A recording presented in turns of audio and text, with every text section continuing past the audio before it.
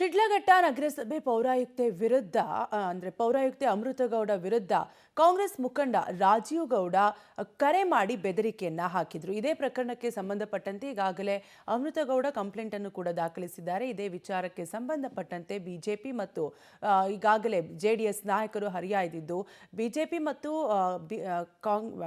ಮತ್ತು ಜೆಡಿಎಸ್ ಅಷ್ಟೇ ಅಲ್ಲದೆ ಸ್ವಪಕ್ಷವೇ ಈಗ ರಾಜೀವ್ ಗೌಡ ವಿರುದ್ಧ ಅಸಮಾಧಾನವನ್ನ ಹೊರಹಾಕಿದೆ. ಇದೇ ವಿಚಾರಕ್ಕೆ ಸಂಬಂಧಪಟ್ಟಂತೆ ನೋಟಿಸ್ ಕೂಡ ನೀಡಿದೆ. ಈ ಕುರಿತ ಕಂಪ್ಲೀಟ್ ಡೀಟೇಲ್ಸ್ ಇದೆ, ನೀವೇ ನೋಡಿ.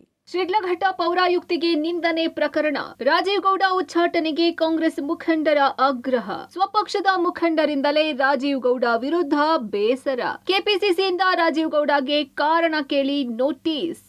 ಹೌದು, ಮಹಿಳಾ ಅಧಿಕಾರಿ ಜೊತೆ ರಾಜೀವ್ ಗೌಡ ಆಡಬಾರದ ಮಾತುಗಳನ್ನ ಆಡಿದ ಪ್ರಕರಣ ರಾಜ್ಯದಲ್ಲಿ ದೊಡ್ಡ ಸಂಚಲನವನ್ನು ಉಂಟು ಮಾಡಿದೆ.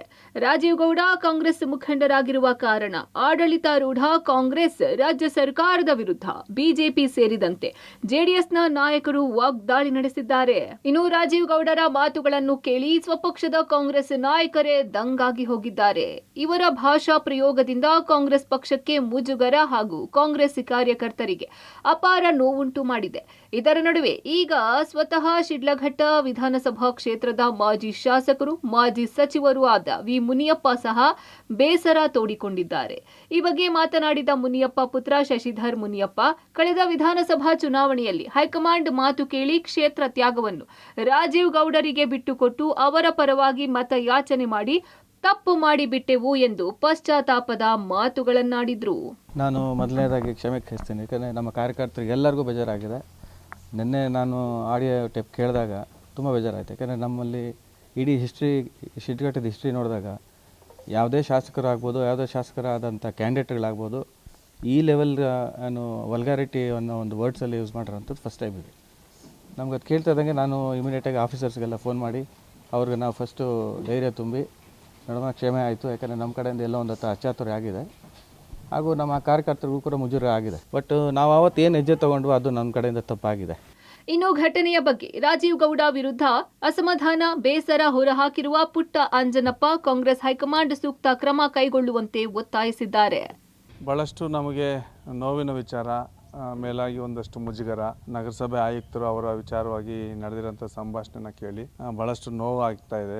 ಮೇಲಾಗಿ ಒಂದು ಮಹಿಳಾ ಅಧಿಕಾರಿನ ಈ ರೀತಿ ಮಾತಾಡಿರೋಂಥದ್ದು ಭಾಳಷ್ಟು ಮುಜುಗರ ಆಗ್ತದೆ. ಮತ್ತು ಮೇಲಾಗಿ ಏನೇ ವಿಚಾರ ಇದ್ದರೂ ಸಹ ಬ್ಯಾನರ್ ಕಟ್ಟಂಥ ಒಂದು ಸಣ್ಣ ವಿಚಾರ ಇತ್ತು, ಅದನ್ನು ಒಂದು ಸರಳ ರೀತಿಯಲ್ಲಿ ಮಾತಾಡಿ ಒಂದು ಸೌಮ್ಯವಾಗಿ ಬಗೆಹರಿಸ್ಕೊಳ್ಳೋಂಥ ಒಂದು ವಾತಾವರಣದಲ್ಲಿ ಆಗಬೇಕಿತ್ತು. ಆದರೆ ಎಲ್ಲೋ ಒಂದು ಕಡೆ ಮಾತಿನ ಭರಾಟೆ ಮುಂದುವರೆದಿರೋಂಥದ್ದು.